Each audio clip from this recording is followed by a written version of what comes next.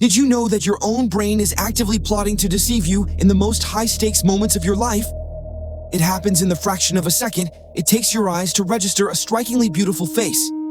Before that person has spoken a single word, before you know their name, their history, or their intentions, your mind has already made a definitive, subconscious judgment. Without your permission, it has decided they are smarter, kinder, more honest, and exponentially more competent than they truly are. This isn't malice, it's biology. It is a deeply embedded cognitive glitch, a mental shortcut forged millions of years ago that can have devastating real-world consequences today.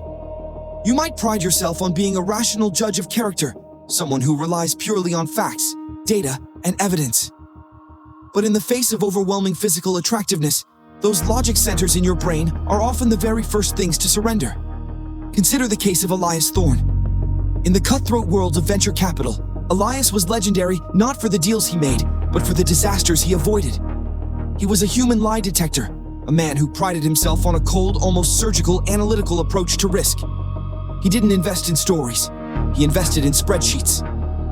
He had built a fortune by seeing the microscopic cracks in a facade that everyone else missed. He believed his judgment was impenetrable, fortified by decades of cynicism and proven success. Then came the afternoon pitch meeting with Isabella Croft. The air in the boardroom seemed to change the moment she entered. She possessed the kind of radiant, symmetrical beauty that doesn't just turn heads. It stops conversations entirely.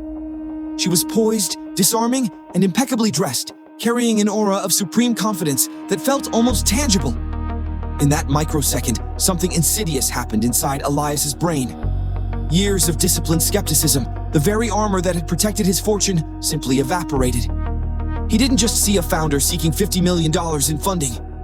His brain instantly categorized her as success personified.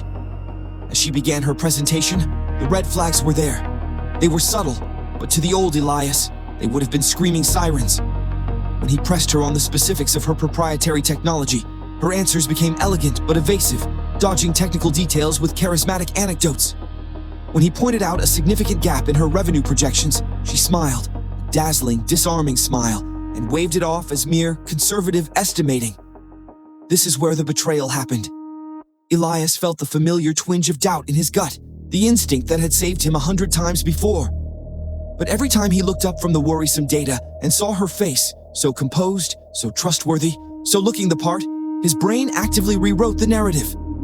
The cognitive dissonance was uncomfortable, so his mind resolved it by lying to him. He interpreted her evasiveness not as deception, but as high-level strategic thinking that was above the weeds of technical capability. He mistook her arrogance for visionary leadership. He was drowning in evidence that she was a catastrophic risk, but he was thirsting for the beautiful illusion she presented. The seduction wasn't sexual, it was intellectual. He wanted to believe that someone who looked this perfect could actually be this perfect. He wrote the biggest check of his career that afternoon, feeling exhilarated by a deal that felt destined. 8 months later, the collapse was spectacular. The company imploded under the weight of massive fraud, elementary mismanagement, and funds embezzled to fuel Isabella's lavish lifestyle. The technology she pitched didn't exist. The numbers were pure fiction. Elias sat alone in his glass office, surrounded by the wreckage of his professional reputation, paralyzed by a terrifying realization. He hadn't been tricked by a master criminal reeling off an impossibly complex con. The deception had been clumsy, obvious to any junior analyst willing to look. But he hadn't been willing to look.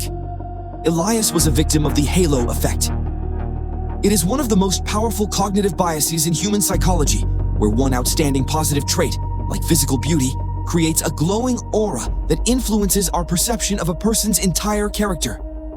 It is an evolutionary shortcut gone badly wrong in the complex modern world, where our brains lazily conflate looking good with being good. Because Isabella looked the flawless part of the brilliant CEO, Elias's brain literally refused to process the information that proved she was a fraud. The beauty blinded him to the beast.